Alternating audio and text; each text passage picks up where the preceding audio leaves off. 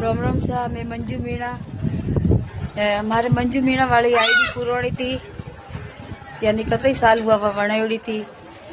जो वण माते खूब मेहनत की थी, बाकी मारे खूब फॉलोवर्स था वण माते समथिंग 14,000 के 15,000 था।